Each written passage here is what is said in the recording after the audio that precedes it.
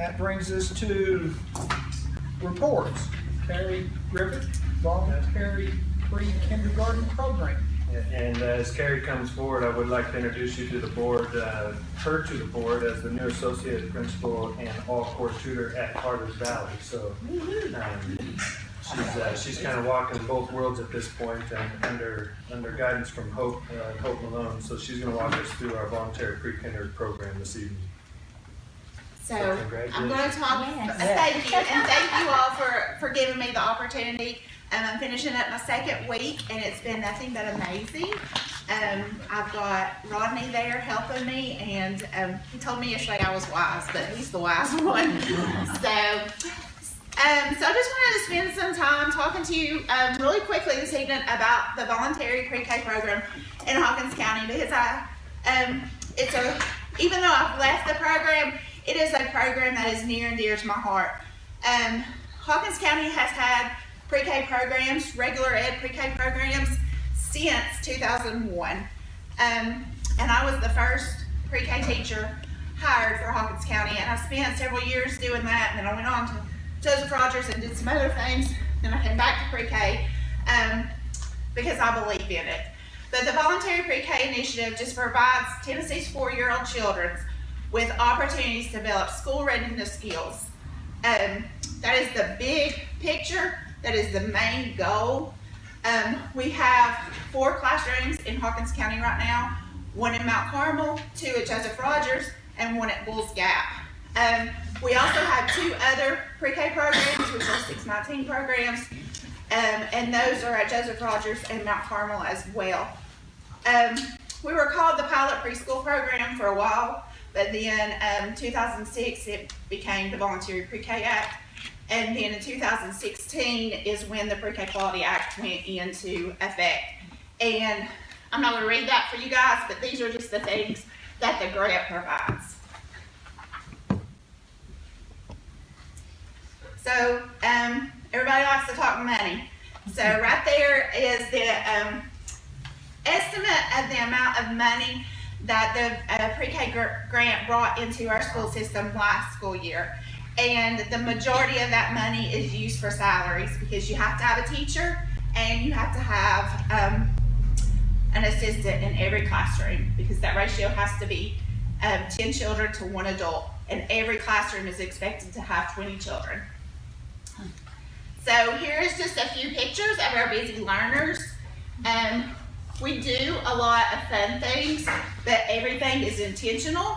Everything is planned with a learning skill in sight. So these are just a few pictures I wanted you to see of just some of our county's 4-year-olds and some amazing things that they're doing.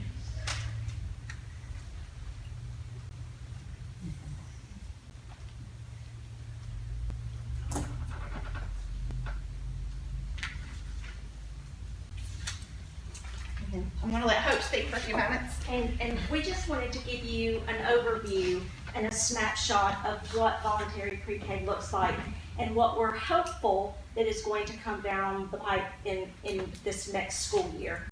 So when working with E-Plan for this past school year going forward, we were asked what would it look like if we wanted to put a voluntary pre-K program in every school. And so we wrote in, and I wrote into the grant, that if we had funding from TDOE, that we think that it would be so beneficial for our boys and girls to start out, our 4-year-olds to start out in that voluntary pre-K program, so that when they do get to kindergarten, they have such a broad scope of what kindergarten really is going to look like. And so we have applied for that, and we are extremely hopeful that we are going to get those extra classrooms. So we just wanted to give you just a snapshot of what was coming, and how we think it is such a great program, and how, you know, our boys and girls benefit from it every single year. I have a question. Sure. There's information out there right now that I've been reading about across the nation, where it says that that a lot of the pre-K students aren't any further along than the kids that are just coming into kindergarten for the first time. Well, a lot of that information is old information from the Vanderbilt study done back in the early 90s. So we have data that it shows that it is beneficial. We also have other studies that show that it's beneficial. At JRP, I always love to go into the data rooms and just peruse the names to see how many were pre-K students and how many were not pre-K students. And typically those pre-K students were in the green. So they were the students who were making more gains and able to do harder skills. We also have a portfolio piece that goes with voluntary pre-K and kindergarten. And within that portfolio piece, this year we decided to go with ESGI. And that is a program where it starts out beginning of the year testing where those 4-year-olds are, and it goes to the very end. And we will test those boys and girls in a couple of weeks and see where they are at the end of the year. And within ESGI, the portfolio goes into their T Encompass scores. So their LOE scores have to match the growth of where their students are. And last year, well, the past couple of years, we have seen tremendous growth from our pre-K program into kindergarten. So maybe we're just not the norm. Maybe we're exceptional. I think some of the studies you're referring to also included Head Start and other Yes, non-sanctioned I was preschool programs. Yeah, I know. And this type of preschool program is very prescribed with the goals that we have to see, the ratios we have to adhere to, and the curriculum that we have to get through before the end of the year. I don't think there's a kindergarten teacher in Hawkins County that would disagree with the fact that preschool students that go through our preschool programs here in Hawkins County are highly prepared for kindergarten, and in most cases are ready to hit Unit 2 or beyond when they come into kindergarten versus those that are coming directly from. Well, that was the second part of my question. So with that information, what are the numbers? I mean, numbers are numbers. You can make numbers do anything. Yep. It's real easy. I mean, I know how to do it. We have 132 students in pre-K. That's what the attendance report says. And that And includes according to special, this, there's in 1, 2, 3, 4, 5, 6, 7 schools. that includes special ed pre-K. Pre-K is only in 3 schools: Mount Carmel, Joseph Rogers, and Bulls Gap. Okay, so you've got 119 or 20 of those that are in those programs. Right. I'm just looking at the numbers, right? Right, and that includes special ed pre-K as well. Well, the 132 does, Yes. right? Yes. Okay. It does. Also, something that we work really hard on is that social emotional aspect of these children. And we have seen really in the past couple of years with COVID, a change in that social emotional aspect with the kids, and then we've really had to work on that. So, we get these kids and we get them ready for school. It's not so hard for them when they get to kindergarten to transfer from their parents or to make that transition, because they already know the routines, already know what to do. And that in itself, even if a child is not making huge academic gains, if they are making social emotional gains, then it makes their emotional intelligence smarter, which makes them down the road be more successful in academic skills. One more question. How much time a day does this incorporate for these 4-year-old kids that they're gonna start school when they're 4 years old?